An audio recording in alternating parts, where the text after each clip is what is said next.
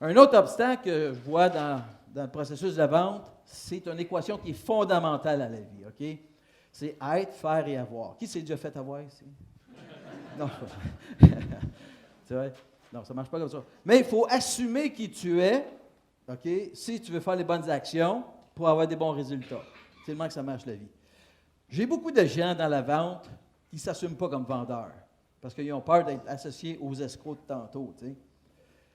Puis ils me disent, Claude, moi, je ne suis pas un vendeur. Je dis, non, qu'est-ce que tu es, toi? Il dit, moi, je suis un conseiller. OK. Je dis, OK, si tu veux être un conseiller, c'est correct avec moi, mais sais-tu ce que ça fait un conseiller? Ça donne des bons conseils. C'est quoi le résultat? C'est le consommateur qui prend tes bons conseils puis va acheter ailleurs avec ça. Ça s'appelle réchauffer la soupe pour la compétition. Il y en a d'autres qui me disent, Claude, moi, je ne suis pas un vendeur. Je dis, non, qu'est-ce que tu es, toi? Il dit, je suis un représentant.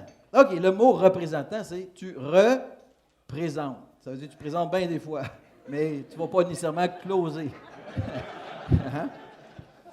Le résultat, c'est ton consommateur prend ta présentation, puis toute l'information, puis encore une fois, part, puis il va magasiner avec ça.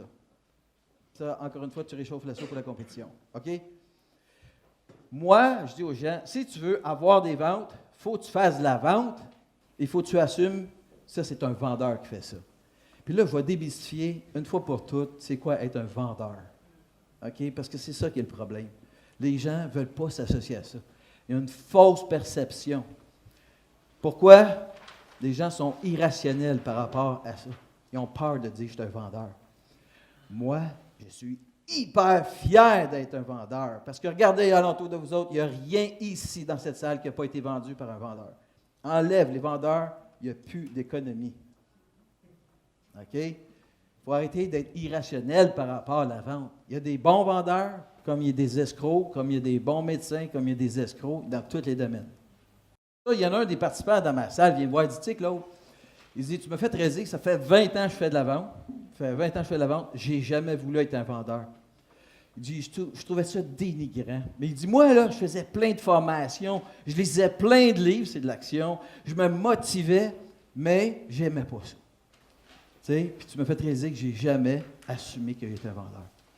Je dis, bravo, belle prise de conscience, ça commence par là. Mais moi, dans ma tête, je dis, hey, le gars, là, tous les matins, il se lève depuis 20 ans et il fait quelque chose qu'il ne veut pas être. C'est pas drôle, ça. Tu ne peux pas être heureux là, quand tu te lèves le matin pendant 20 ans. Tu vois-tu? On se piège souvent par nos pensées. OK? Je vous dis ça, les amis. Le point de vue que tu adaptes va faire bien la différence dans ta vie. OK?